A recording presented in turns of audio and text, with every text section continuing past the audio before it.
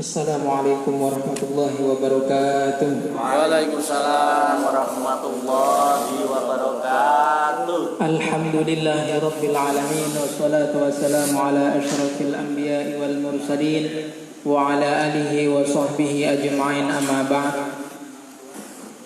Subhanaka la ilma lana illa ma 'allamtana innaka antas samiul alim. Rabbi shrah li sadri wa yassir li amri wahlul 'uqdatam min lisani yafqahu qawli. Allahumma shalli wa sallim ala sayyidina Muhammad wa ala alihi wa ashabihi ajma'in wa sallim tasliman katsira. Ila hadratin nabiyil mustafa Muhammad sallallahu alaihi wasallam. Al-Fatihah. A'udzu billahi minasy syaithanir rajim. Bismillahirrahmanirrahim. Alhamdulillahi rabbil alamin, arrahmanir rahim, maliki yaumiddin, iyyaka na'budu wa iyyaka nasta'in, ihdinas siratal mustaqim, siratal ladzina an'amta 'alaihim ghairil maghdubi 'alaihim waladdallin. Amin. Wa ila musannifan bijakum. Al-Fatihah. A'udzu billahi minasy syaithanir rajim. Bismillahirrahmanirrahim. Alhamdulillahil alamin, arrahmanir rahim, maliki yaumiddin, iyyaka na'budu wa iyyaka nasta'in, ihdinas siratal mustaqim, siratal ladzina an'amta 'alaihim ghairil maghdubi 'alaihim waladdallin. Amin. Alhamdulillahirabbil alamin, segala puji bagi Allah Subhanahu wa taala.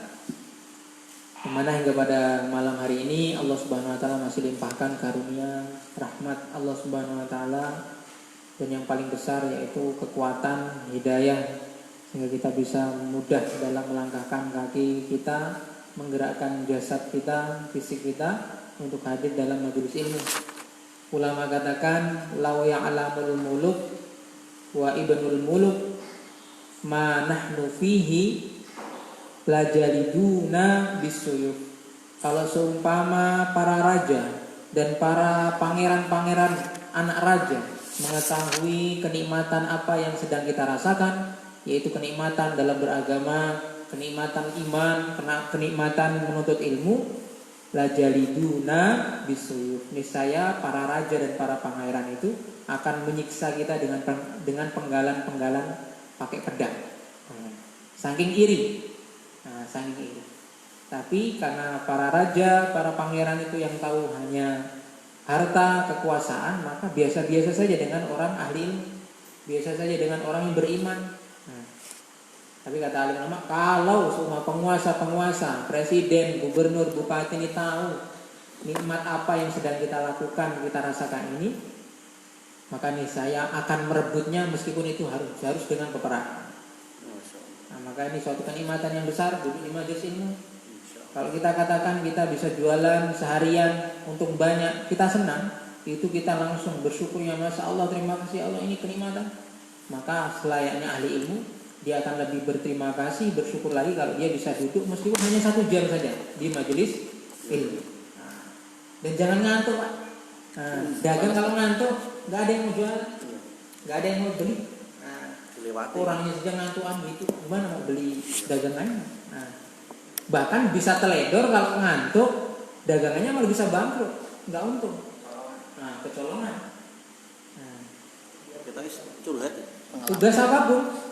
Tugas apapun, apalagi satpam kan, ngantuk, wah resikonya besar. Pecat. Begitu anak majelis ilmu, Pak. Majelis ilmu jangan ngantuk. Kalaupun katanya kemarin Satendra bilang itu ngantuk itu sakinah, tapi itu bukan sakinah yang hakiki, itu sakinah dohiri. Tapi sakinah dalam majelis ilmu Allah Subhanahu wa taala berikan apa di dalam hati. Dan kalau kita duduk di majelis ilmu kok ngantuk, ini lebih fatal. Lebih fatal lagi. Babi, anjing haram, kucing haram, kambing halal. Tapi pas ngantuk dengannya babi halal. Bangun lagi halal, babi halal. Gimana ini? Wah, bahayanya lebih bahaya lagi ketimbang bangkrutnya. Bangkrutnya daripada kita punya bisnis ada yang Tapi kalau sudah ditahan-tahan kok nggak bisa, ya sudah istighfar banyak-banyak. Makanya setiap habis majelis apa? Doa kifarah majelis. Banyak adab-adab yang nggak kita tunaikan. Jadi jangan ada Pak.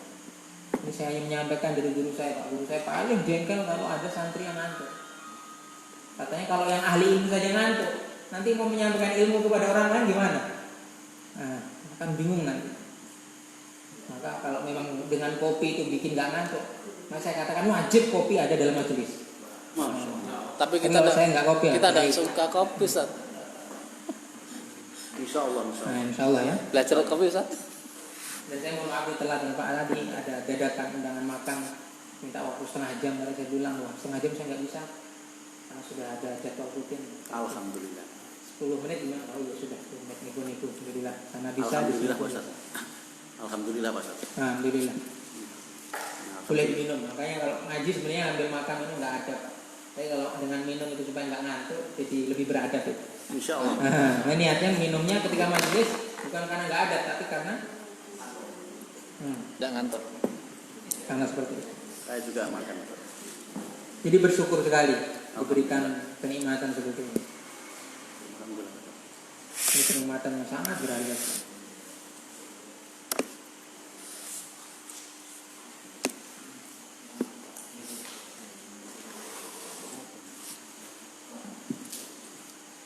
Dan doa juga bagi orang yang sedekah setiap majelis, setiap ada kajian ilmu, pengajian, semoga Allah terima sedekahnya. Pahala bertambah. Amin. Ini mendoakan sekaligus apa? Memberi semangat. Insya Allah. Yang mampu, yang tak mampu, penting hadir sudah dulu. Alhamdulillah kita sampai surat Wadduha kemarin. Kita lanjut sekarang surat Nasroh. Sering disebut juga Al-Insyirah. Al-Insyirah. Nasroh ini artinya melapangkan atau lapang. Bukan lapangan tapi lapang, luas. A'udzubillahi minasyaitonirrajim. Bismillahirrahmanirrahim. Suratul Alam Nasroh. Di tafsir Jalalain disebutkan surat Alam Nasroh. Diambil dari awal suratnya. Judulnya Alam Nasroh laka sadrak, maka dinamakan Alam Nasroh. Disebut juga Asyarh bisa juga, ataupun Al-Insyirah sama juga. Kelapangan artinya, keluasan.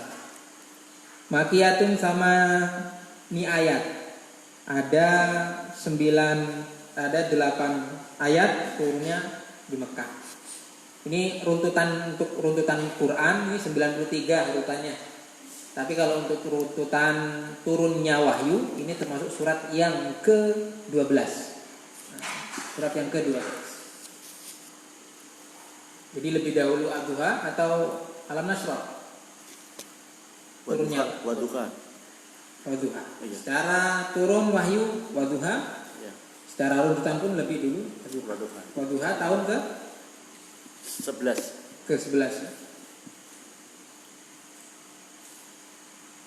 Bismillahirrahmanirrahim. Alam nashrah laka sadrak.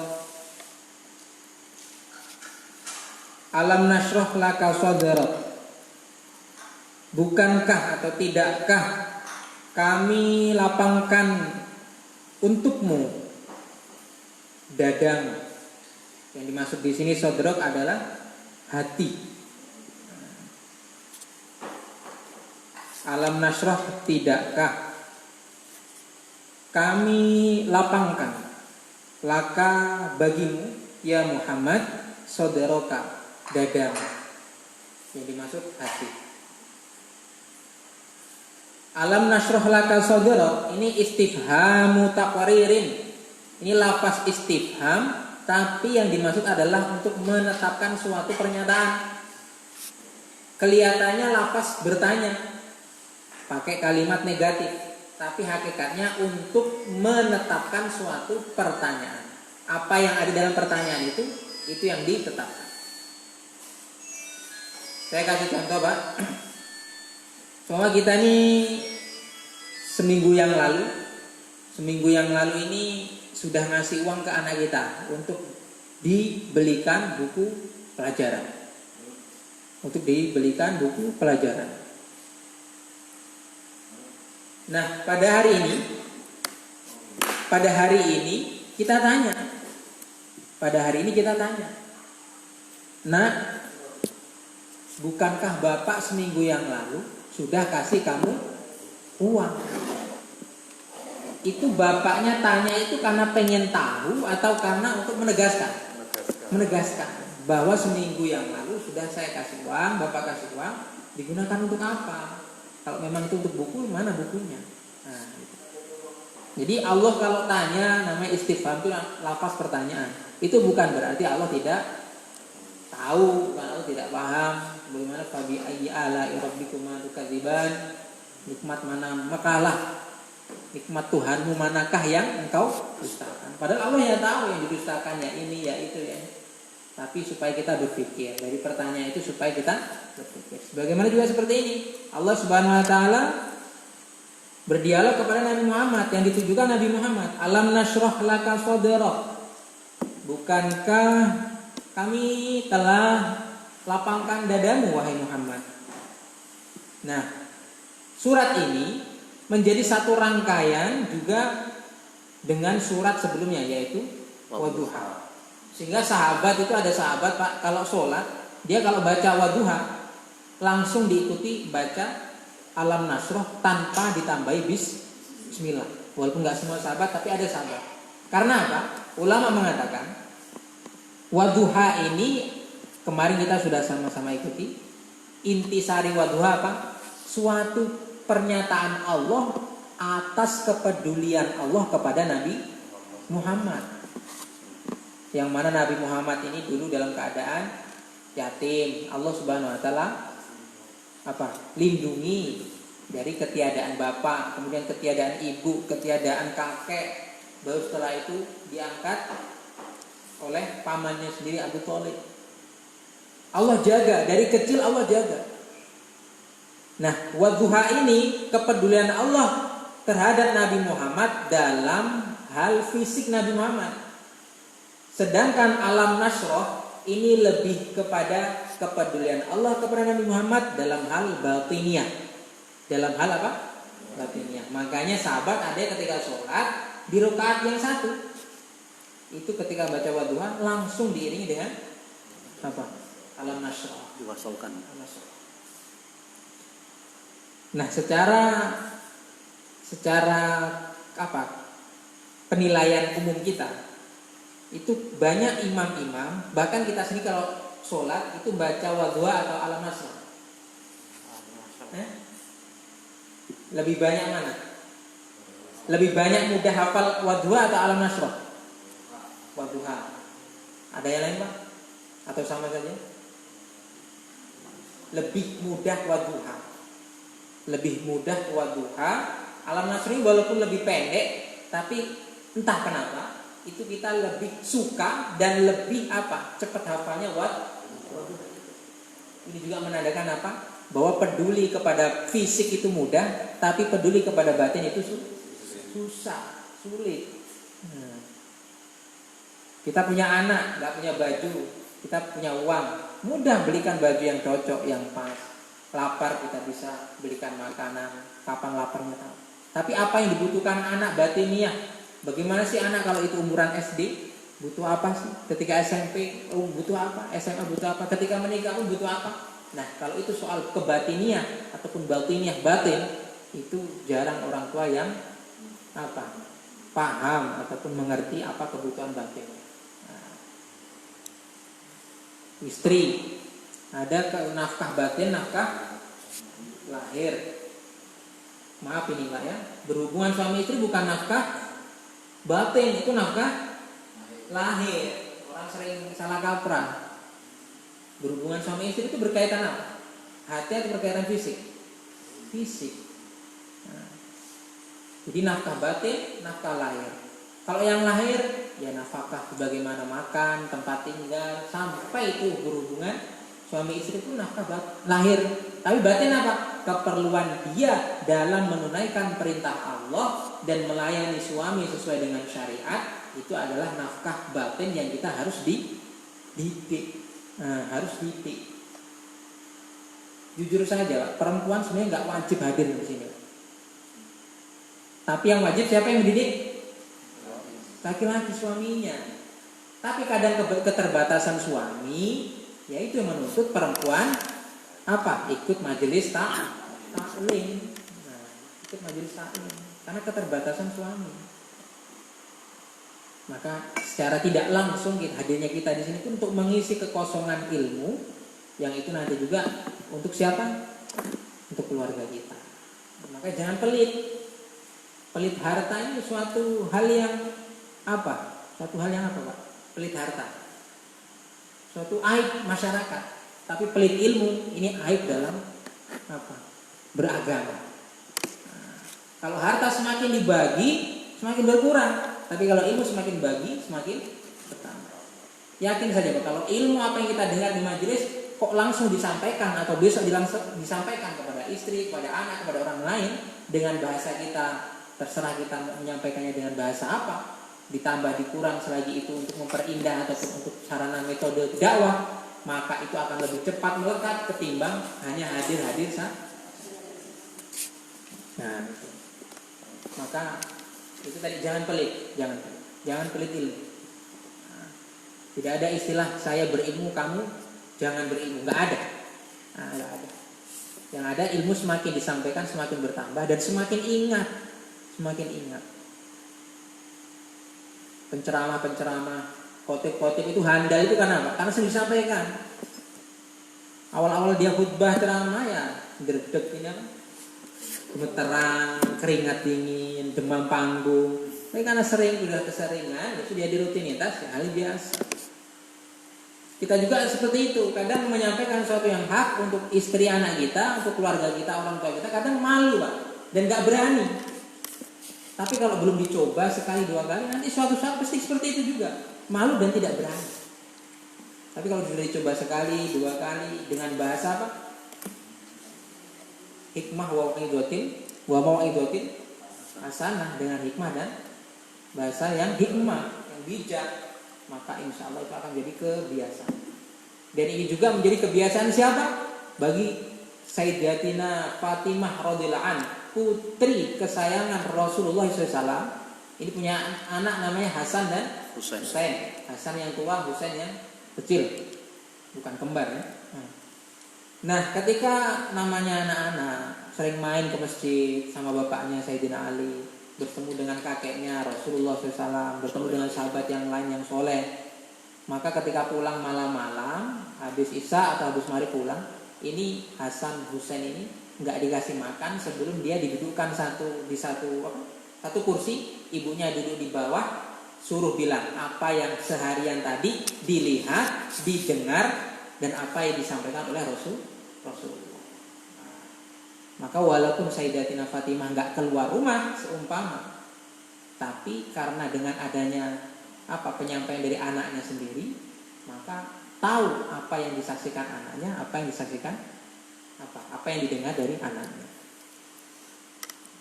Maka itu tadi, kalau kita menyampaikan sesuatu ke orang lain tapi keluarga kita tidak, ini masya Allah bahaya sekali.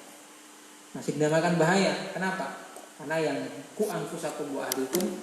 Nah, yang pertama didahulukan siapa? Keluarga kita bersamaan dengan orang-orang lain, tetangga kita. Alam nasrah laka sadrak, bukankah kami telah melapangkan dadamu wahai Muhammad? Nasrah ini pakai kami, Pak. Kenapa bukan asroh? Padahal ini yang bersabda berfirman siapa? Allah satu apa dua apa tiga? Satu. Kenapa pakai nasroh? Kami. Saya ulangi, ketika Allah Subhanahu wa taala berfirman dengan menggunakan lafaz kami, itu yang pertama kemungkinan apa? Itu untuk mengagungkan Allah Subhanahu wa taala, pengagungan terhadap diri sendiri. Sebagaimana seorang raja bilang, kami sudah buat peraturan. Kalian wahai rakyatku, apakah kalian tidak ingat kepada kami? Padahal rajanya cuma sendiri, tapi mengucapkannya kan? Apa? Untuk mengagungkan. Yang pertama. Yang kedua apa? Ketika Allah Subhanahu wa taala menggunakan lafaz kami, ini menandakan Allah Subhanahu wa taala mengikut sertakan dalam tindakan Allah Subhanahu wa taala selain Allah Subhanahu wa taala.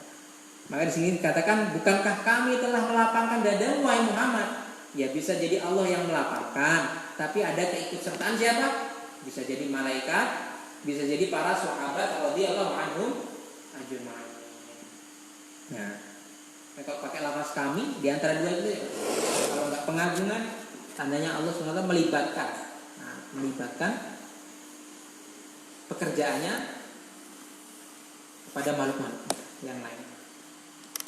Alam nasroh laka sodrok. Nasroh ini arti awalnya ini Pak, ini artinya membedah.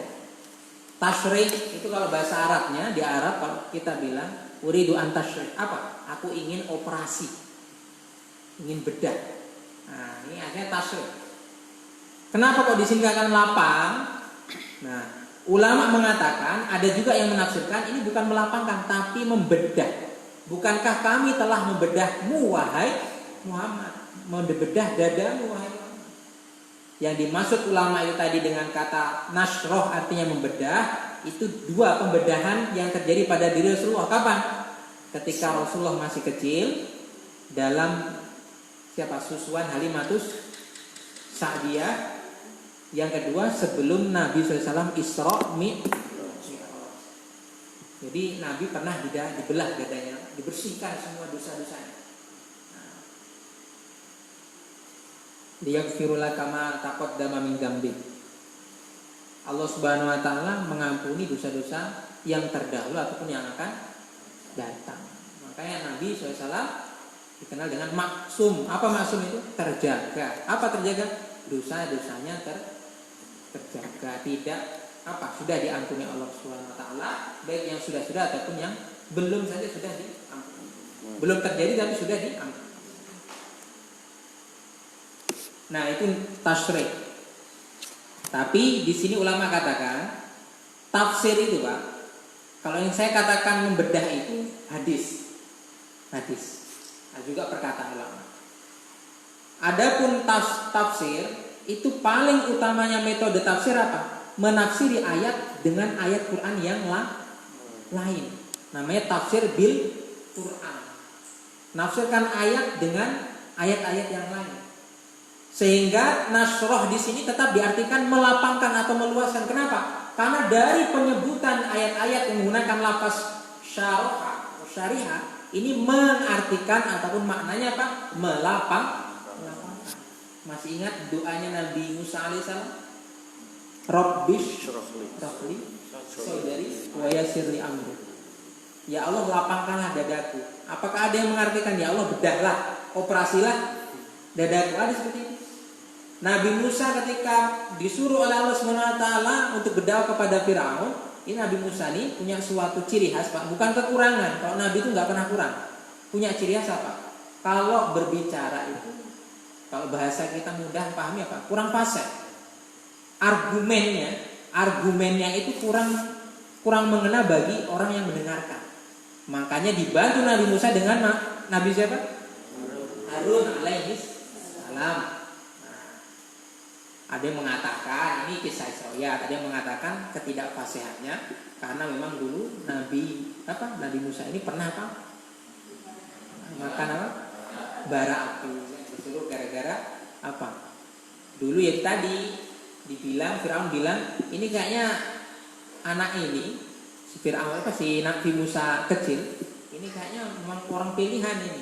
Tapi orang-orang sekitar bilang, terutama ibundanya, tapi siapa ibunda angkatnya? Asia. Nah, Asia mengatakan itu ya anak kecil biasa.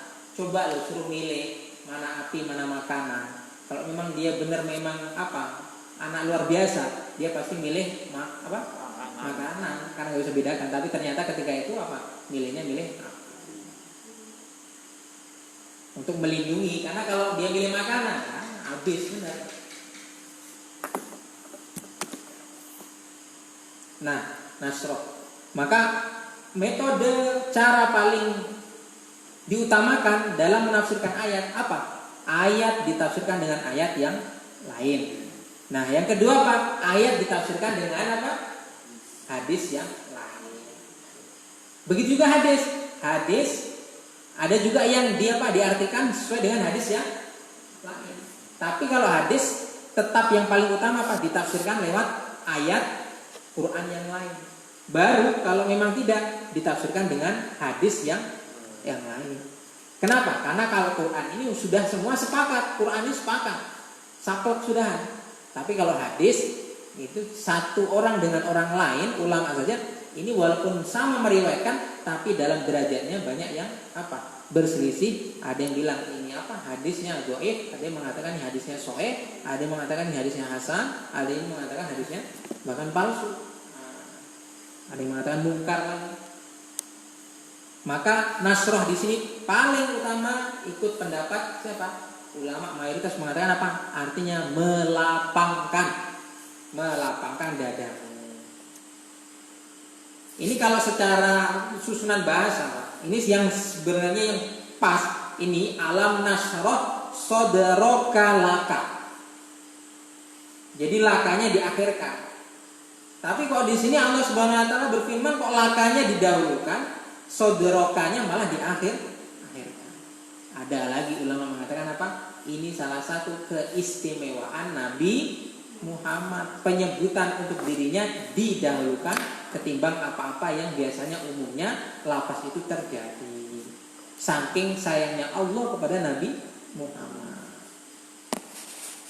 Pokoknya kalau pengen tahu kita ini sangat disayangi atau cuma disayangi saja, kita didahulukan atau tidak, gitu saja. Anak belum minta apa-apa tapi sudah dituruti sama orang tua, tandanya anaknya sangat tidak hanya disayang tapi sangat disayang. Istri juga seperti itu, belum minta apa-apa tapi kita sudah tahu dan kita wujudkan, tandanya sangat disayang. Begitu sebaliknya Pak Ustaz. Sangat disayang dan sangat disayangi. Begitu sebaliknya Pak Ustaz. Sebaliknya juga. Pokoknya semua kalau kita tahu kok didahulukan kita, insya Allah itu sangat disayang.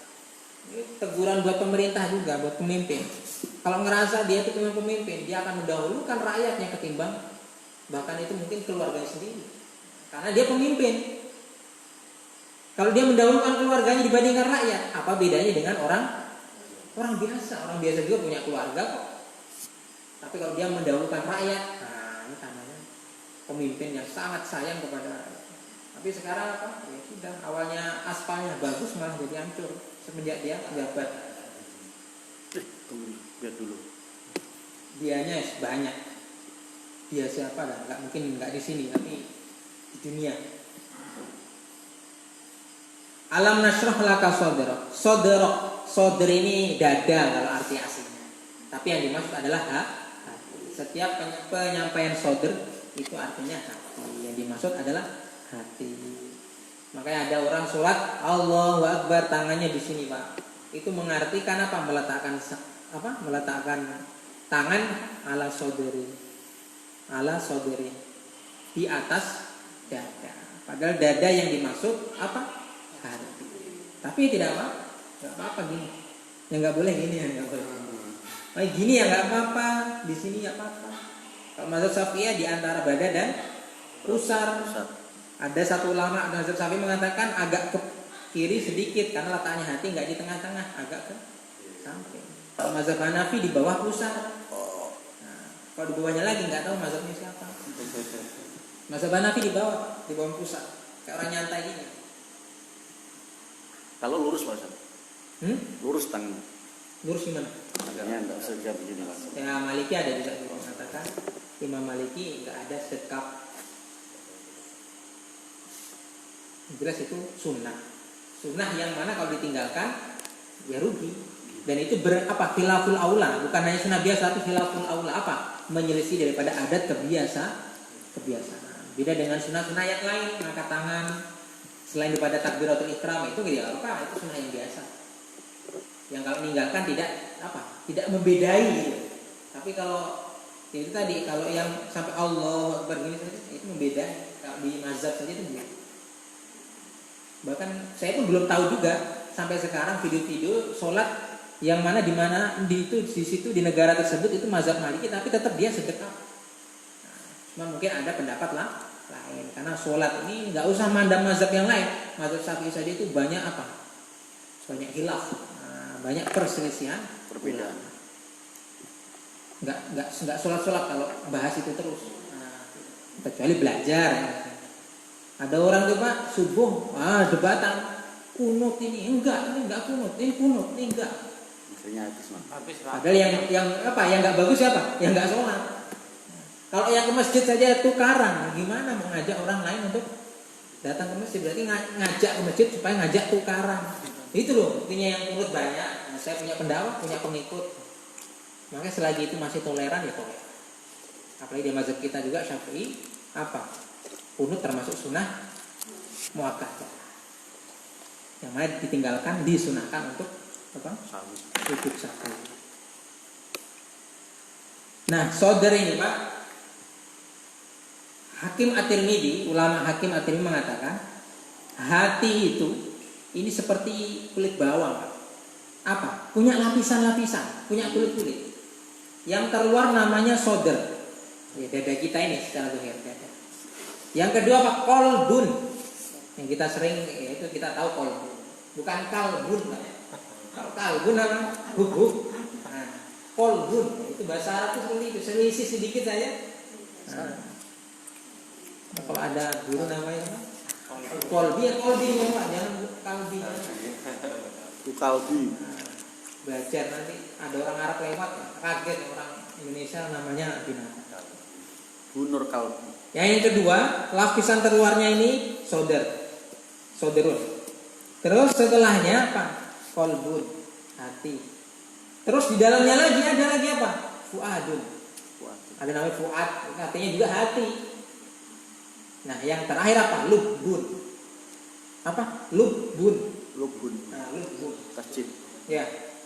Double lubbun. Nah, jadi hati punya lapisan-lapisan yang mana semakin dalam pengetahuan ilmu ma'rifat yang masuk, maka itu yang dinamakan suatu keyakinan. Maka orang percaya pun termasuk daripada pekerjaan hati. Tapi percaya belum tentu yakin. Belum tentu yakin.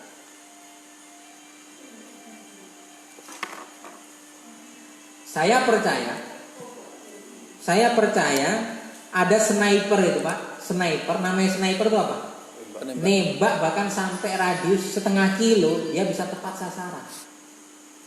Tapi giliran ada pengumuman, siapa yang mau saya jadikan sasaran tembak, taruh apel di kepala, saya akan tembak. Padahal nembak itu juga sniper.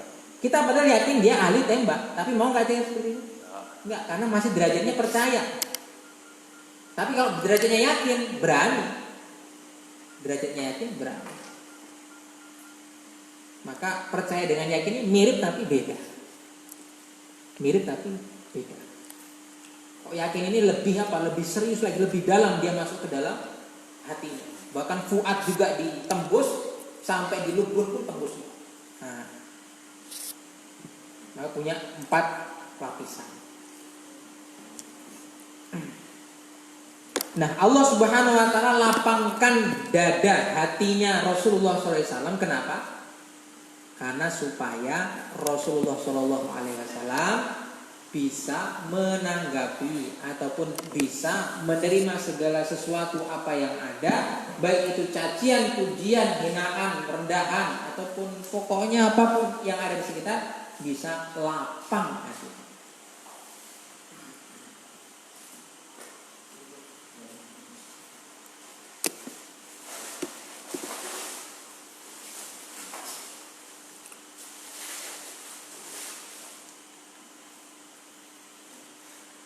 Kalau bahasa Jawanya apa? Jembar hatinya. Jembar hatinya. Dan orang yang hatinya ini lapang, ini nggak mudah dia marah, nggak mudah dia tersinggung, nggak mudah dia emosi, nggak mudah dia apalagi. Pokoknya merasa yang lainnya nggak. Karena hatinya lapang. Maka hati ini punya 2 fungsinya. Ada yang hanya sebagai wadah, ada yang juga sebagai wadah dan alat pembersih. Kalau hati yang ibarat wadah itu ibarat kolam, airnya ada, tapi lama kelamaan bisa keruh. bahkan ketetesan, bahkan kemasukan bangkai, airnya cuma sedikit, selagi itu kolam, diangkat airnya tetap bau. Tapi kalau hati yang model kedua, wadah juga ya, tapi alat pembersih juga iya. Apa? Ibarat sumur. Apa sumur? Airnya selalu mengalir. Dan hati punya 3 tipe. Tipe yang pertama, orang ini punya hatinya lebar, luas. Maka ketika dia dicaci, dia nggak langsung tersinggung. Kenapa? Karena luas. Kolam luas. Ketetesan 1 tetes namanya cacian. Dia nggak langsung merasa. Kenapa? Karena dia luas. Kalaupun merasa, dia bilang apa? Oh, ditambah pengetahuan ada apa? Saya harus sabar. Oh, bisa jadi juga memang itu adanya saya ini seperti itu yang dibilang orang. Ada yang bilang rai gedek, nggak izin di rai gedek. Nah, itu kalau orang tersinggung, Pak, itu tandanya dia hatinya nggak luas. Karena sempit, ketetesan, dengan namanya rai gedek, kecil karena ya langsung tersinggung karena kecil. Tapi kalau luas, oh nanti dulu. Oh, bisa jadi rai gedek maksudnya apa? Tampan. Prasangka baik walaupun jauh prasangka baik. Ini yang pertama tipenya. Yang kedua apa? Sempit. Sudah saya contohkan tadi apa? Mudah tersinggung, mudah apa? Emosi, mudah marah, pokoknya hal-hal yang buruk mudah sekali dia sensitif hati. Galau, galau. Ditinggal putus. Kalau seumpama pacaran ditinggal putus, langsung galau dia. Karena sempit hatinya. Seakan-akan hanya dia. Sedangkan dianya hanya makhluk lagi. Itu pun bukan halal pacaran. Pokoknya saya akan bunuh diri kalau putus sama dia. Di pohon cipluan. Makanya tipe yang kedua sempit. Nah, yang ketiga ini yang luar biasa hatinya, Pak. Semoga kita dianugerahkan apa? Luas dan dalam. Oh, sudah luas dalam. Apa? Sudah luas dalam. Masuk 1 tombak, Pak. 1 tombak namanya cacian. Kalau tadi caciannya setetes, susah Mas Yan dapat kalau itu di hati yang luas.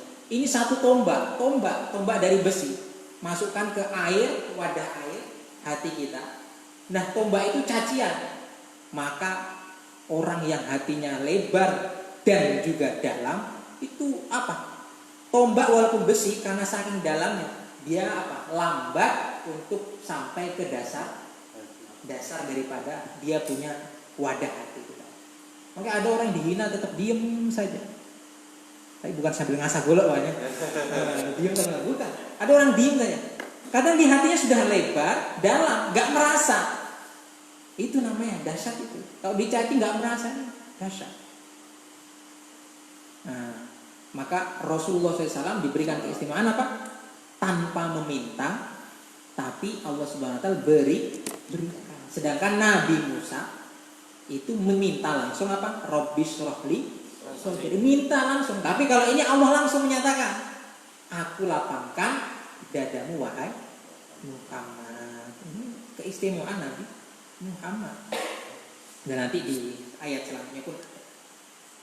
Nah, selanjutnya juga masalah hati. Hati ini kalau sudah luas, apalagi tambah luas dan dalam, ini kalau menerima ilmu akan semakin banyak ilmunya. Makanya kenapa orang bilang itu salah, saya benar. Itu biasanya pengetahuannya sempit. Tanda pengetahuan sempit karena hatinya sempit. Seakan-akan surga hanya dikapling sendiri. Ada tradisi sebelum puasa ngundang orang makan. Padahal di dalamnya nggak ada nyembah apa-apa juga. Hanya untuk pokoknya ini tradisi dari nenek kakeknya. Sedangkan itu pun bagus. Tapi nggak mau, katanya nggak dicontohkan Rasulullah. Kok mudah sekali. Seakan-akan apa? Surga itu hanya dicapai dengan Ramadan saja gitu saja. Kalau nggak mau ya silakan nggak mau. Tapi nggak usah mencaci. Selagi itu memang benar, nggak ada perbuatan yang lainnya. Kecuali sampai bikin sesajen. Dan sesajennya ditaruh di pojok ruangan dan nggak dimakan itu loh. Kalau setelah itu dimakan masih mending, terhindar dari mubah. Ini untuk persembahan jin katanya, kasih tumpeng. Padahal nggak kurang sama sekali. Selingkong. Nah, ini tempat saya masih banyak, Pak. Ini prihatin sekali seperti itu. Dari mana jin makan tumpeng? Ya? Tong ngambil Ustaz. Dari mana? Kalaupun ngasih makan jin juga itu malah sedekah. Yang nggak boleh apa? Yakin bahwa yang mendatangkan A, B, C adalah selain Allah. Itu baru namanya syirik. Dan itu pun kalau kita mau pahami, kita pun banyak orang sekarang seperti itu. Kalau ke Makassar nggak bawa ATM, nggak bisa apa-apa. Ini seakan-akan apa? Sama nggak seperti itu? Ada juga yang kalau suruhan apa? Mandikan keris. Apa bedanya dengan orang ke Makassar? Tapi kalau nggak bawa ATM dia gelisah, saya nggak bisa apa-apa. Berarti ATM yang memberikan uang. Kan? Kalau selagi itu gaman-gaman ya dimandikan ya nggak apa-apa, pakai bunga ya apa. Yang nggak boleh apa? Kalau gaman ini seperti ini, nanti bakal itu yang tidak. Jadi maksudnya saya walaupun nggak suka kayak gituan Pak, tapi ya nggak mudah juga menyalah. Jadi apa bedanya cepat menyalahkan dengan cepat juga membenarkan? Saya juga tidak membenarkan, tapi tidak menyalahkan. Selagi memang itu nyata-nyata tidak ada yang menentang syariat. Ditambah lagi kita harus tambah pengetahuannya. Indonesia ini dulu apa? Kerajaan pun bukan kerajaan Islam mayoritas. Itu yang harus kita pahami. Susah sekali menerapkan apa-apa. Ini alih-alih lulusan luar negeri, langsung ini bilang oh ya sudah dimusuhi kayak gitu. Akhirnya nggak jadi dakwah. Kalau itu nggak jadi dakwah. Jadi pelan-pelan dakwah itu pelan-pelan. Nah kalau luas dalam lagi ilmu itu akan semakin banyak. Maka ada ahli hikmah mengatakan apa? Jadikanlah hatimu itu rendah seperti daratan yang rendah. Kenapa? Karena air itu akan mengaliri daratan yang rendah. Kalau hatinya tinggi seperti bukit, gimana air mau ke atas? Sedot. Pakai sedot, nyedotnya mau apa lagi? Kalau mati lampu gimana? Nggak bisa lagi, mati listrik. Maka ilmu itu ibarat air dan apa? Hati kita ini sebagai wadah dan juga alat juga apa? Alat wadah ilmu, maka rendahkan. Maka orang semakin rendah, ilmunya akan semakin banyak. Makanya ada istilah dari ulama Jawa mengatakan apa? Orang yang ilmunya itu luas, banyak, akan semakin besar rasa toleransinya. Karena tahu oh itu masih dibolehkan di masa terakhir, oh itu masih.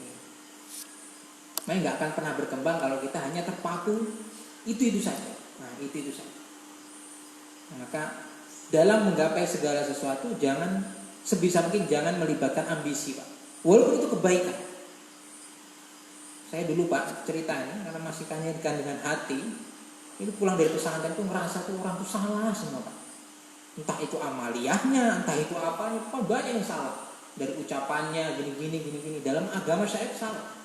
Tapi setelah saya belajar lagi, berangkat lagi belajar di kelas yang memang khusus kelas lagi sampai selesai, itu baru ngerasa Pak, ternyata apa? Ya tadi amal agama itu mudah, tapi merubah segala sesuatu tidak semudah daripada membalik telapak tangan.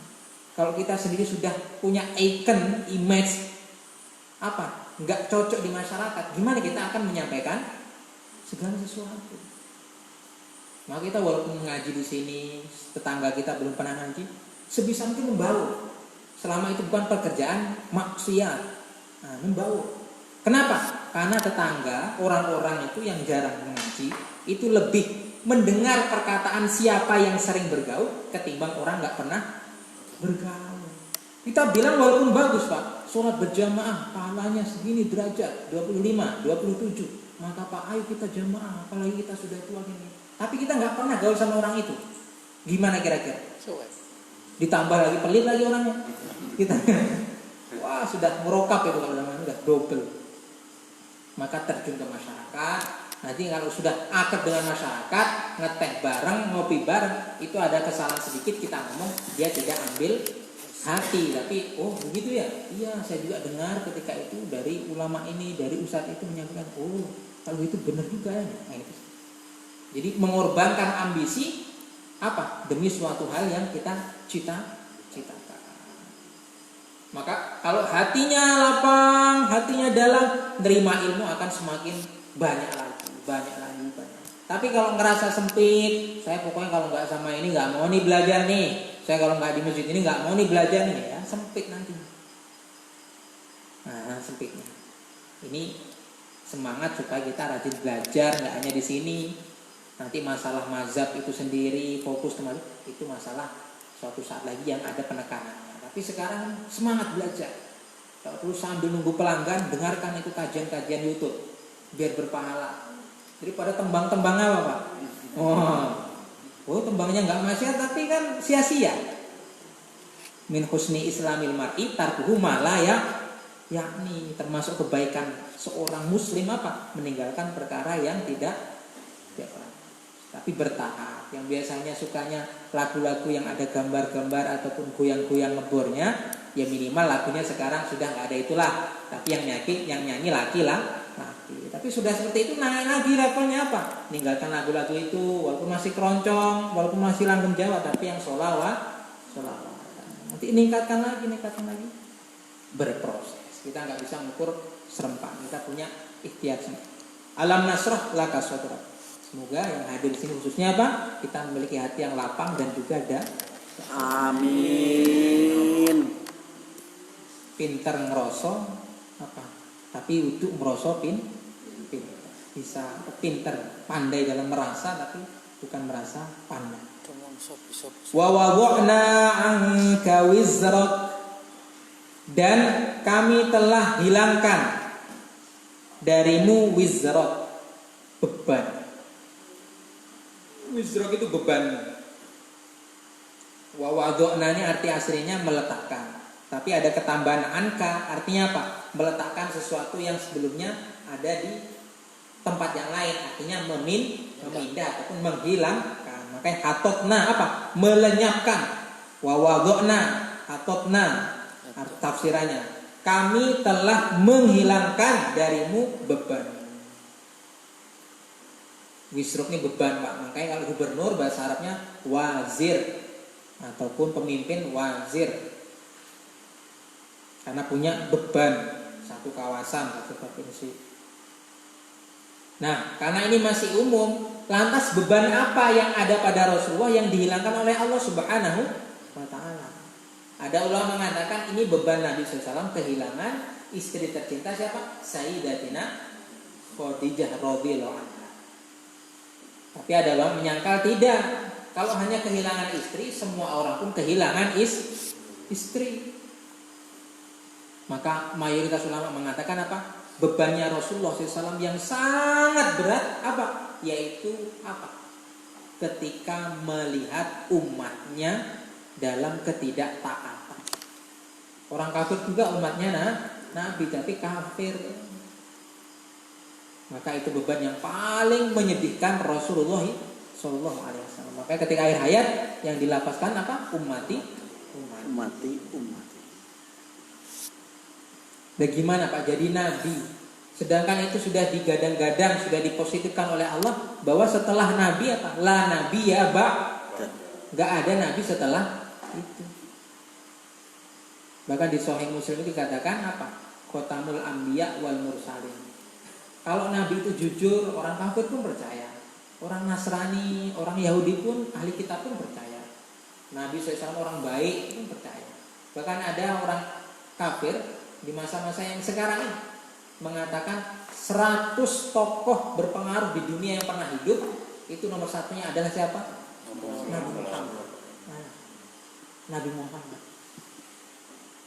Semua percaya tentang kebaikan Nabi Muhammad sebagai panglima yang bagus, sebagai pemimpin yang bagus, sebagai suami, bapak, tetangga, sahabat daripada sahabat Nabi SAW, itu pun sebagai yang bagus.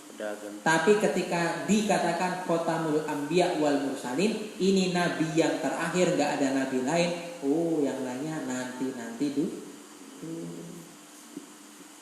Nah, ini yang gak diimani oleh siapa? Ada sempalan daripada Islam, Jamaah Ahmadiyah. Saya sampaikan ini supaya jelas. Kalau ada yang bilang Ahmadiyah bagus, masih hati-hati benar. Ahmadiyah itu apa? Pernyataan salah satunya itu agama dari agama dari India. Itu pun ulama awalnya, tapi dia diagung-agungkan. Orang India itu memang ya sedikit hebat juga. Ada Sai Baba itu Pak, keluar dari tangannya pasir. Videonya ada. Kalau sekarang orang mengeluarkan pasir, ada juga tukang sulap. Berarti dia cuma sulap. Tapi apa? Pelecehan seksual ternyata ketika meninggal dikumpas. Pembunuhan, berapa orang dibunuh bagi orang yang nggak setuju. Karena nggak semua orang Hindu setuju dengan adanya dia. Nah ini ada namanya Mirza Ghulam Ahmad. Dulu ya ulama, ya orang ahli ceramah, tahu agama, ilmu agama. Tapi kebablasan apa yang hanya diaku-aku Nabi. Bahkan terakhir saya lihat rekamannya untuk yang di Indonesia mengatakan apa? Pimpinan yang ada di Indonesia mengatakan ya bukan Nabi tapi pembantunya Nabi. Dia mengatakan diibaratkan Nabi Musa, ada pembantunya siapa? Nabi Harun. Ini namanya apa? Enggak mengimani apa? Khotamul Anbiya wal pungkasan, penutup, enggak ada nabi setelah itu. Bahkan nanti Nabi Isa turun pun bukan sebagai nabi. Dia pokoknya sebagai nabi tapi yang enggak membawa syariat. Sampai-sampai Nabi SAW pernah sampaikan, kalaupun itu Nabi Isa pun lahir ataupun diturunkan lagi, saya masih hidup, itu pun pasti akan ikut terhadap syariat yang aku bawa. Jadi Nabi terakhir. Sekarang tukang las, tukang becak, tukang bakso ngaku Nabi, jangan percaya. Kalau dia cuma bilang baksoku enak, mantap, oke masih bisa lah, kita coba. Tapi kalau bilang saya adalah Nabi, makanlah gratis di tempat saya. Nanti dulu itu. Terus makan pulang, nggak usah diimani. Untuk benteng anak-anak kita. Tidak hanya mengenalkan Nabi Muhammad sebagai Nabi, tapi khotamul anbiya yang tidak dimiliki oleh Nabi yang lain. Wa wada'na anka wizrak. Jadi Allah Subhanahu wa taala angkat itu beban Nabi SAW apa? Ketika melihat umatnya itu merasa seakan-akan beban sekali, enggak mau taat, enggak mau mengesahkan Allah, enggak mau nyembah Allah, enggak mau sholat. Alladzi anqadha dhahrak. Alladzi anqadha dhahrak. Beban alladzi menafsirkan daripada ayat sebelumnya. Bebannya beban apa? Alladzi yaitu anqadha dhahrak, yang memberatkan dhahrok punggungmu. Yang memberatkan punggungmu. Ini tandanya apa? Tandanya beban ini sangat memberatkan. Bukan berarti ini beban yang diangkat Nabi pakai punggungnya Nabi, tidak. Maksudnya segala sesuatu beban itu kalau kita ngangkat itu kebanyakan punggung, makanya yang memberatkan punggung. Akola itu yang memberatkan. Wa hadza ka qaulihi ta'ala yaghfir laka Allahu ma taqaddama min dzambik. Allah Subhanahu wa taala ini senada dengan firman Allah di surat yang lain, apa? Pasti Allah Subhanahu wa taala mengampuni untukmu apa-apa yang terdahulu berupa dosa-dosa Nabi sallallahu alaihi wasallam. Ini dalil bahwa Nabi adalah maksum. Kalau Nabi, seorang Nabi kok dia berdosa, lah bagaimana dia menyontohkan kepada umatnya. Jadi kalaupun Nabi salah itu diampuni oleh Allah. Dan kalaupun itu salah, itu pun sudah kehendak Allah untuk contoh. In huwa illa wahyu. Enggak ada yang keluar dari Nabi kecuali itu memang wahyu. Dan tidak semua yang dilakukan Nabi itu disyariatkan ataupun bisa dicontoh oleh umatnya. Sebagaimana poligami sampai 11 sampai 9 ini enggak disyariatkan umatnya. Itu hanya apa? Saksiat kekhususan Nabi.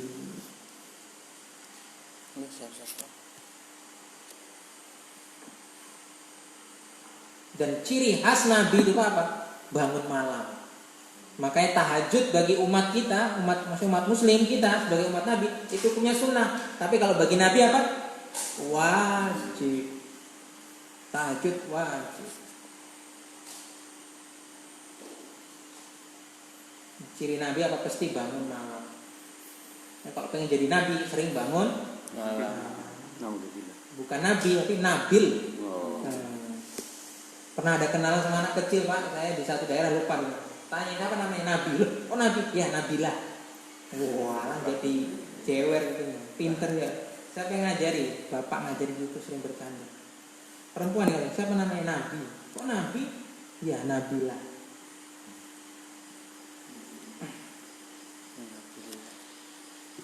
Kalau jadi Rasul nggak apa-apa. Ya nggak boleh jadi Rasul. Rasul artinya apa? Utusan. Tukang pos juga itu adalah Rasul. Ini kalau tukang pos tok-tok, assalamualaikum. Saya ini Rasul menyampaikan sesuatu. Jangan kaget. Rasul berarti lafaznya saja apa? Utusan. Wa rafa'na laka dzikrak, dan kami tinggikan untukmu dzikrak, namamu, penyebutanmu ataupun nama. Bi antadzkura ma'a dzikri fil adan wal iqamah wat tasyahhud wal khutbah wa ghairiha. Kami tinggikan, Allah Subhanahu wa taala tinggikan, muliakan nama Nabi sallallahu alaihi wasallam. Bahkan penyebutannya di antadzkura ma'a dzikri, penyebutannya bersamaanku di dalam azan, qomat, tasyahud, khutbah dan selain daripada itu. Di masjid Pak ada dipasang tulisan kaligrafi Allah dan Muhammad. Ada pernah tahu Allahnya agak tinggi, Muhammadnya agak rendah? Kalaupun tahu berarti itu ada unsur ketidaksengajaan.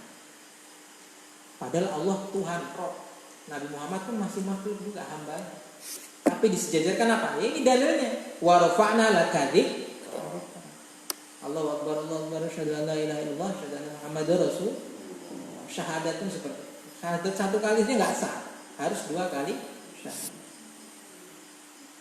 Kalau di Pakistan ada orang Syiah itu Pak azan ditambahin apa? Sayyidina Ali. Jadi 3. Allah, Nabi Muhammad, Sayyidina Ali. Lupa saya artinya bagaimana. Ya seperti itu. Ini sama paham-paham yang baru nggak usah mudah tertarik. Walaupun kelihatannya itu ini sama kok. Itu memang mereka dakwah seperti itu. Kayak sales. Nah, kayak sales. Ini murah kok, tapi ada uang mukanya dulu. Ya ternyata dibayar uang mukanya nggak datang juga, namanya kompor gasnya. Nipu hari ini. Nipu kompor masih mending, nyari yang nipu akidah rusak. Kalau itu akidah jangan mudah percaya, jangan mudah ikuti mayoritas. Kalau masalah fikih amaliyah oke, masih bisa toleran. Tapi kalau itu akidah jangan mudah. Tanyakan dulu sama yang biasa kita ngaji, siapa yang ngajar, tanyakan benar nggak itu benar. Wa rafa'na laka dzikrak. Salah satu juga ini canda cintanya Allah Subhanahu wa taala apa? Mengagungkan namanya. Mengagungkan. Bahkan Allah Subhanahu sendiri bersolawat kepada Nabi.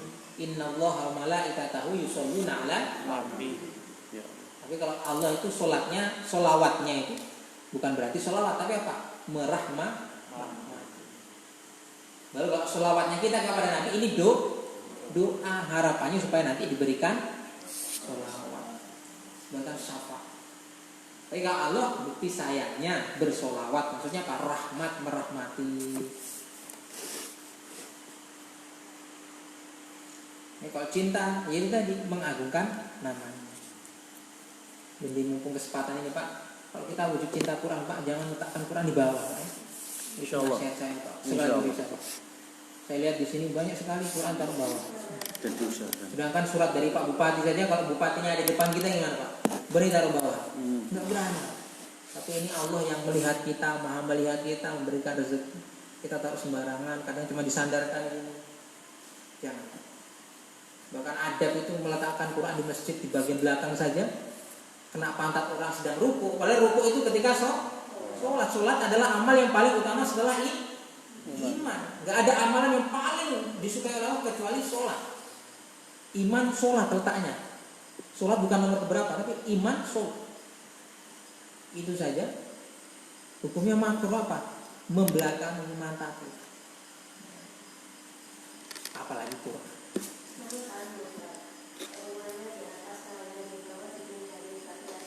Tidak apa-apa. Kalau itu memang sudah beda ruang itu, hanya seperti itu, beda ruang. Kalau seperti itu metodenya dihukumi nggak ada, kasihan orang yang naik pesawat. Berapa rumah, berapa negara dia lalui, sedangkan setiap rumah ada Al-Quran, nggak adab lagi. Sekiranya di tempatnya sudah beda, maka itu terhitung beda. Kalau ini tempat, ya ini namanya atas bawah, ya hanya di sini. Kalau ini lantai 2, di atas sudah beda sendiri. Sudah beda ruangan sendiri.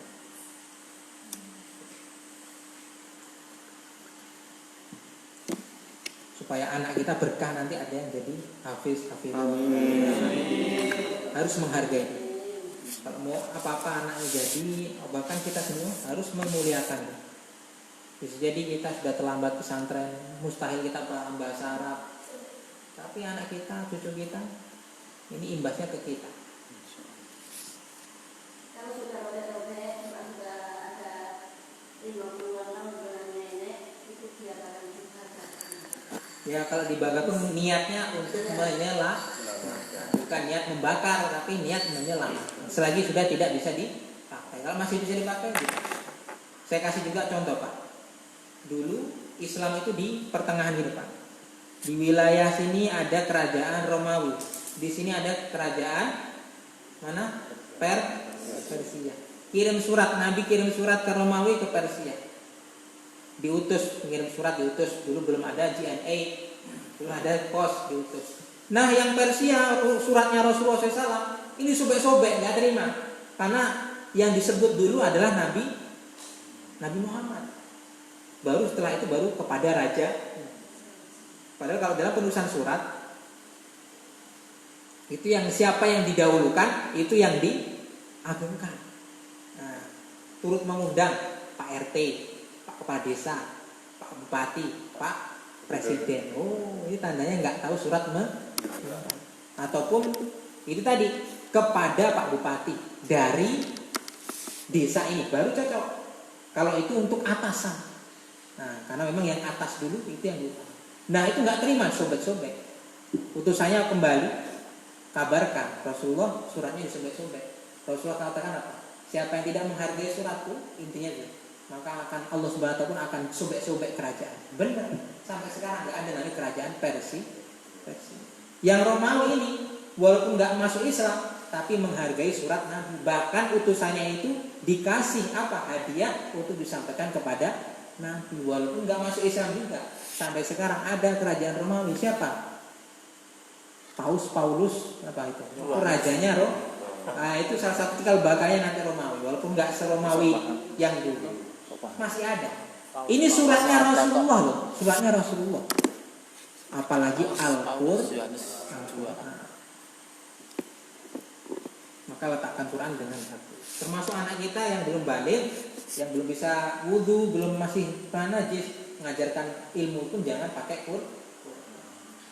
Pakai bacaan-bacaan yang doa, Iqra yang tidak ada juz amalnya, tidak apa-apa. Tapi kalau yang Quran jangan. Kalau niatnya bagus lagi masih ada yang lain. Warfa'na laka dzikrak. Nah, nama Rasulullah SAW Allah Subhanahu wa taala naikkan. Allah Subhanahu wa taala muliakan. Fa inna ma'al usri yusra. Inna ma'al usri yusra. Maka sungguh fa inna ma'al usri, bersama satu kesukaran, satu kesulitan, yusra, ada kemudahan. Fa inna ma'al usri yusra, asyiddah, susah sekali, sangat susah. Utang di mana-mana, cicilan di mana-mana, kreditan belum lunas, tapi yakin di balik itu ada kemudahan. Inna ma'al usri yusra, sungguh bersama kesusahan ada kemudahan. Kalau orang pidato, Pak, kepada bapak-bapak yang saya muliakan, bapak-bapak yang saya muliakan, itu kira-kira pantas tidak, Pak? Pengulangan dua lafaz yang sama diulang. Itu kalau dalam bahasa pidato itu dinamakan kalimat yang tidak efektif. Salah satu juga dalam bahasa Indonesia saya masih ingat, termasuk kalimat tidak efektif yang nggak sesuai dengan boros kata, tidak sesuai dengan kaidah penulisan. Itu apa? Ahmad itu sangat amat baik sekali. Sangat amat baik sekali. Itu boros kata. Cara melebihkannya bukan seperti itu. Sudah bilang Itu Ahmad baik sekali, cukup, atau sangat baik. Nah, ini Allah loh. Masa kita bilang Allah kok mengulangi dua kalimat yang sama? Seakan-akan kok Allah kok nggak punya kalimat yang lain, gimana maksudnya? Efektif. Maka saya bilang, saya sampaikan perkataan ulama. Dilihat Pak, fa inna ma'al usri. Al usri itu ada alif lamnya tidak? Ada alif lamnya. Terus ayat selanjutnya inna ma'al usri yusra. Al usrinya juga ada alif lamnya? Ada. Kalau yusron pertamanya ada alif lamnya? Tidak. Yang kedua juga tidak. Maka kaidah dalam suatu penulisan bahasa Arab, ketika ada lafaz sama dan itu ada alif lamnya, saat ada lafaz yang sama diulang dalam satu kalimat nasihat atau satu pembahasan, lafaznya sama tapi ada alif lamnya, itu menandakan lafaz yang satu dengan lafaz yang dua ini maknanya hanya satu. Sedangkan lafaznya sama diulang tapi tidak ada alif lamnya, itu tandanya lafaz yang satu dengan yang lain berbeda. Jadi saya sampaikan arti dari para ulama mengatakan fa inna ma'al usri yusra, maka sesungguhnya bersamaan kesusahan, satu kesusahan, yusra, yusron, ada kemudahan yang satu. Inna ma'al usri yusra, sungguh bersama kesusahan yang satu tadi, yusron, ada kemudahan yang lain. Jadi satu kesusahan ada banyak kemudahan. Saya akan angkat perumpamaan juga di hadisnya Nabi sallallahu alaihi wasallam, idza aradad dunya fa alaihi bil, bukan bil, bil ilmi. Wa man aradal akhirah fa alaihi bil ilmi. Wa man aradahuma fa alaihi bil. Artinya begini, siapa yang pengen dunia dengan ilmu, siapa pengen akhirat caranya dengan ilmu, siapa pengen dunia dan akhirat keduanya dengan ilmu. Al ilmu di situ ada alif lamnya. Sedangkan saya tadi sampaikan apa? Ketika pengulangan lafaz di dalam satu jumlah ataupun kalimat kok diulang selama beberapa kali ada alif lamnya, tandanya satu lafaz dengan lafaz yang sama atau tidak? Sama. Jadi ilmu di situ adalah ilmu agama. Jadi salah kalau orang mengartikan ada penceramah, ya benar-benar salah lah itu. Kalau mungkin yang ngaji sampai dalam ya paham gitu. Nah, saya ngaji sampai dalam Pak, dalam pesantren, bukan dalam apanya enggak. Maka kalau mengartikan Allah bilang, siapa pengen dunia maka kejarlah dengan ilmu dunia. Siapa pengen akhirat maka kerjakanlah dengan ilmu akhirat. Siapa pengen keduanya maka kerjakanlah dengan ilmu dunia dan akhirat. Salah, karena di situ adalah al ilmu. Jadi arti yang tepat apa? Kalau pengen dunia kerjalah dengan ilmu agama, pengen akhirat kerjalah dengan ilmu agama, pengen dua-duanya dengan ilmu agama. Beda, ngaji beda Pak. Mai yang nggak hadir nih, masya Allah. Sangat sampai dalam hadir nih, masya Allah. Sindiran untuk SPL. Sia-sia nggak hadir. Tapi kalau punya acara suatu saat, kalau sudah disiarkan langsung dari studio. SRN Pak. Fa inna ma'al usri yusra, inna ma'al usri yusra.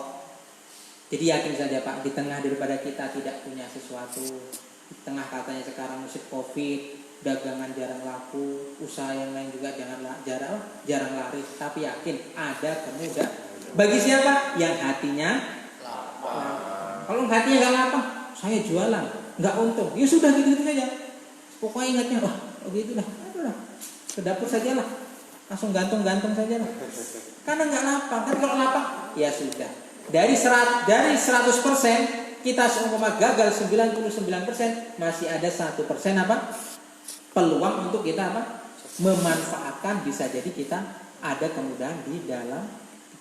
Dan itu bisa dicapai bagi siapa? Orang yang ada ilmu. Ilmunya nggak hanya itu sedikit, tapi yang dadanya lapang, dalam ilmunya banyak. Lautan tapi kok kering di mana Pak? Dalam tapi kering. Bukan lautan, nggak sangar lagi Pak. Orang loncat dari kapal mau nyebrang dari Makassar ke Surabaya. loncat, ngeri Pak, anak air semua. Tapi kalau lautannya kering, walaupun dalam, udah nggak sangar. Bahkan anak kecil bisa jadi malah bikin rumah di situ, pasaran di situ, main-main di situ. Saya katakan tadi apa? Dadanya lapang, luas, dalam, itu juga harus diisi ilmu. Ada juga orang yang dadanya lapang, luas, dalam, tapi nggak mau menuntut ilmu. Jadi ya sia-sia saja. Dia nggak tersinggung, iya nggak tersinggung, tapi sia-sia saja. Siapa? Orang gila. Lapang tidak? Lapang. Hanya orang gila Pak yang dikatakan gila dia tidak tersinggung. Katakan saja orang gila, dasar gila. Hanya orang gila yang dikatakan gila nggak tersinggung Pak. Oh ini berarti hanya orang gila saja, kalau nggak gila enggak. Gila dimaksud di sini apa? Nggak hanya gila yang gila pikirannya. Orang yang usaha terus tapi nggak mau taat, nggak mau menuntut ilmu, tandanya juga gila Orang yang maunya pengen dihargai terus, bahkan gelarnya nggak disebut saya, tersinggung dia. Wah, pokoknya sudah dimarah-marahi MC-nya. Kamu nggak nyebut saya, padahal saya. Ini gila juga, gila jabah. Maka selain lapang, sediakan wadah, sediakan juga apa yang harus. Yakin saja. Ma'a di sini bersama. Ada ulama mengatakan ini bukan bersama tapi artinya ba'da. Faya ja'alullah ba'da yusrin yusro. Ada di ayat At-Tolak mengatakan seperti juga. Allah menjadikan setelah kesusahan apa? Kemudahan. Maka ma'a di sini ada yang mengartikan ulama artinya ba'da. Tapi ada ulama lain mengatakan tidak, ini bukan ba'da, bukan setelah. Pokoknya setiap permasalahan pasti ada solusinya. Hanya saja memang itu tidak beriringan, tapi saking cepatnya itu seakan-akan beriringan. Mobil pengawal presiden, Pak. Padahal mobil pengawalnya ada di depan, ada yang di paling belakang. Tapi dibilang apa? Itu ngawal bersama presiden. Padahal kalau jalannya nggak tapi saking cepatnya dan memang visinya untuk mengawal. Jadi tahunya bersama pengawal presiden. Pengawal presiden bersama presiden ngawal. Maka nggak nunggu lama Pak, saking cepatnya. Setiap kita susah pasti ada jalan keluar. Pasti ada jalan keluar. Bagi siapa? Lanjutannya mari kita baca dulu tafsirannya. Wan Nabi sallallahu alaihi wasallam qasamil kufar syiddatan tsumma hasalallahu alayhis binasrihi alaihim. Ini seperti ini karena Nabi sallallahu alaihi wasallam ini sering dicaci, dihina, direndahkan, kosa minal kufar, berasal dari orang-orang kafir. Kemudian hasillah suatu kemudahan sebab pertolongan Allah apa? Kaum muslimin, Nabi sallallahu alaihi wasallam bisa mengalahkan orang kafir berkat Tidakkah kita ingat Nabi SAW awal-awal dakwah dilempari batu, dilempari kotoran muntah, dilempari jerohan muntah. Tapi karena Nabi sabar, teguh, hatinya luas, ketika Fatul Makkah apa? Orang nggak ada yang berani keluar, orang-orang kafir nggak ada yang berani keluar. Padahal Nabi setelah itu persyaratan apa? Nggak akan membunuh perempuan, nggak akan membunuh anak kecil. Bahkan kalau dia mau masuk Islam maka akan terjaga darahnya, terjaga hartanya, terjaga keluarga. Kalau orang-orang selain Islam menjajah, udah mau kamu ikut saya pun tetap kamu saya manfaatkan. Nah, tapi kalau Islam tidak seperti itu, nggak seperti yang digembur-gemburkan oleh orang-orang non-Islam mengatakan Islam ini angkat pedang, angkat ini enggak. Itu sempalan daripada pengetahuan terhadap Islam, tapi nggak menyeluruh. Faida faragta fansab. Maka ketika faragta selesai minas salat, ini tafsirannya salat. Faragta ketika engkau selesai salat, fansab maka bekerjalah atau berusahalah. Itti'ab fid doa, maksudnya apa? Bersungguh-sungguh dalam doa.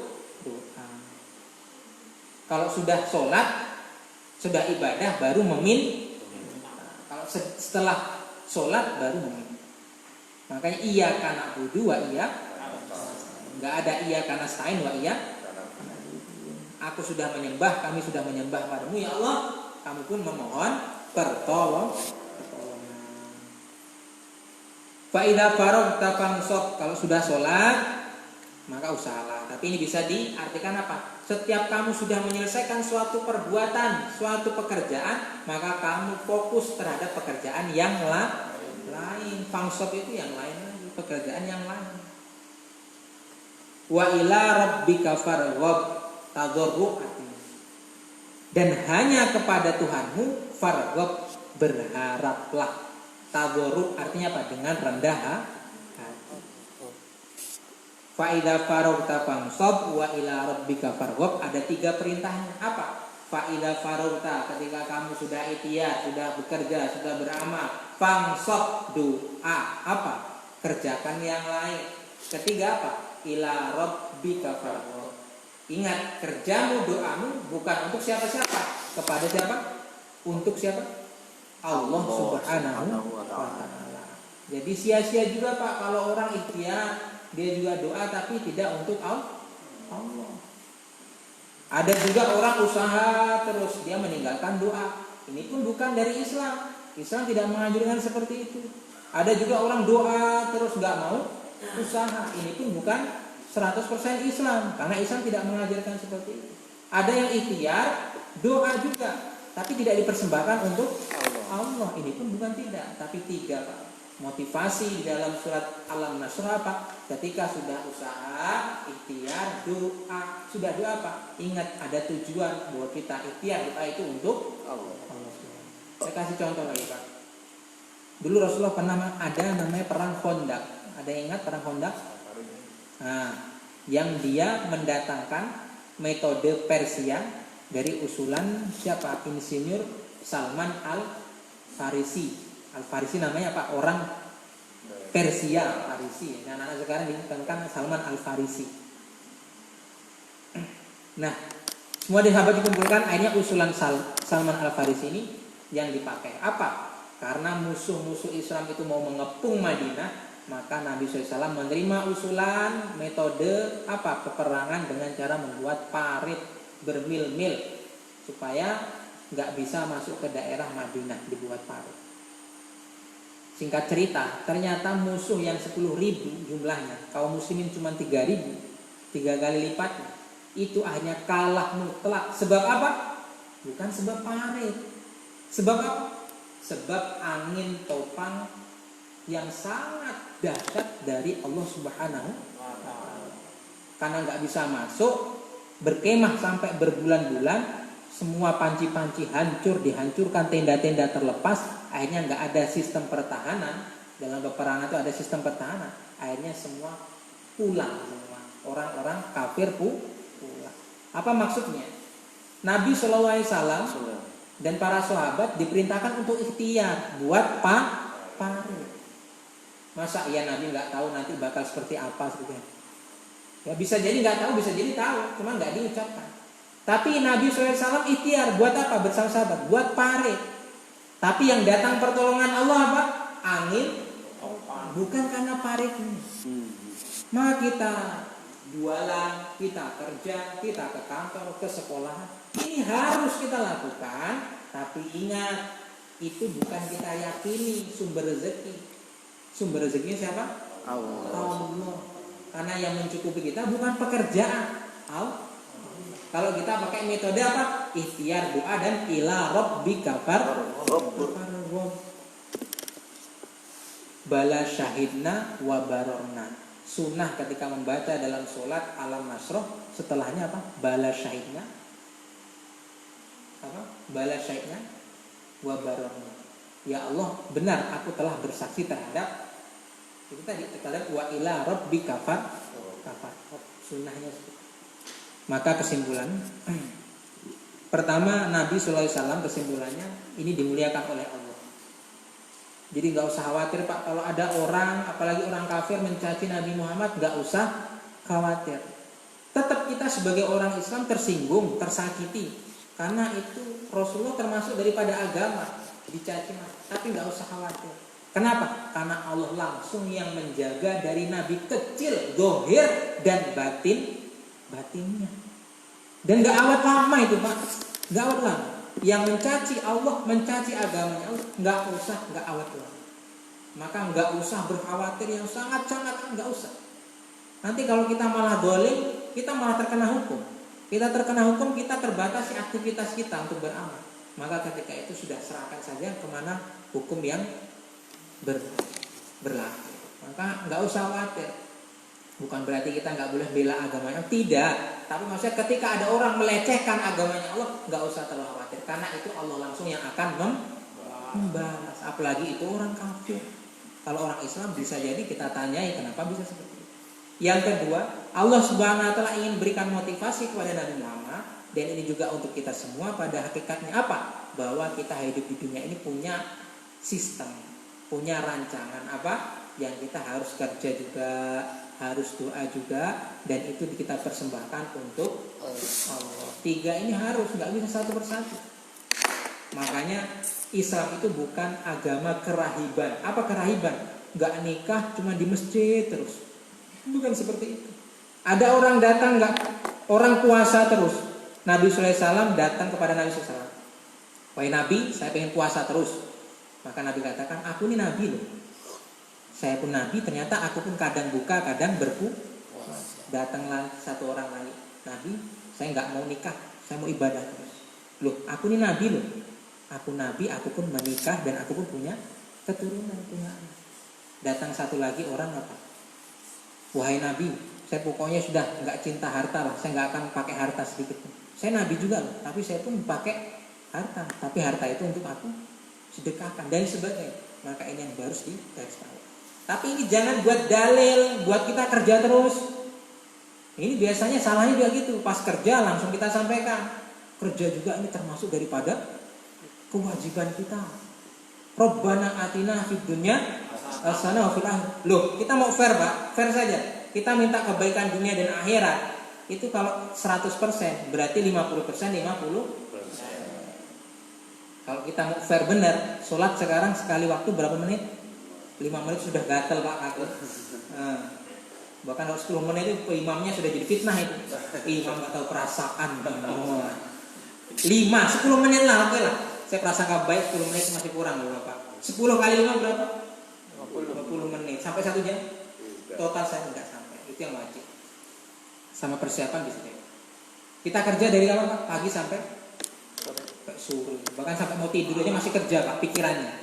Masih kerja pikirannya. Bisa mau apa, mau kemana? Curhat ya. Maka kita imbangi. Kita ini masih banyak bohongnya Pak. Walaupun doanya benar, Rabbana atina fid dunya hasanah wa fil akhirati hasanah wa qina adzabannar. Makanya kita dihitung 100% beragama Pak kalau kita menunaikan sunah-sunah baginda.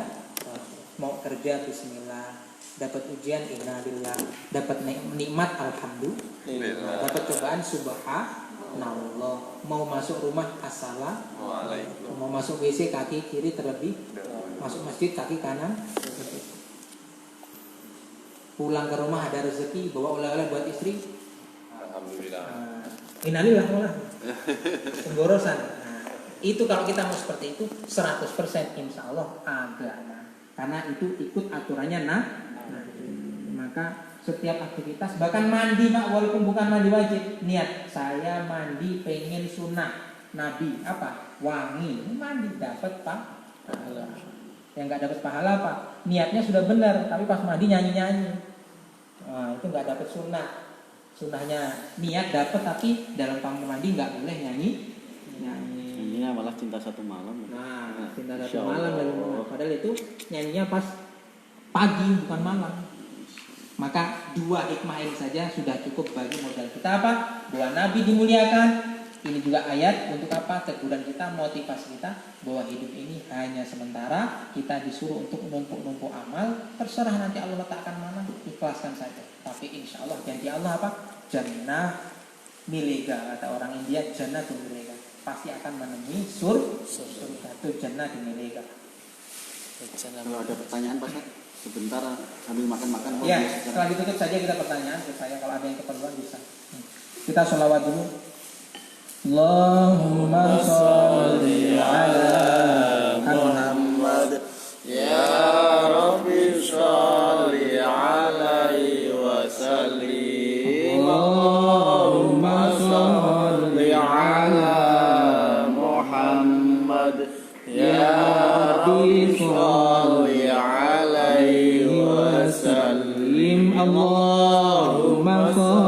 salli ala Muhammad. Ya Rabbi salli alaihi wasallam. Subhanallah bihamdihi subhanallahi wa bihamdihi. Assalamualaikum warahmatullahi wabarakatuh. Waalaikumsalam warahmatullahi wabarakatuh.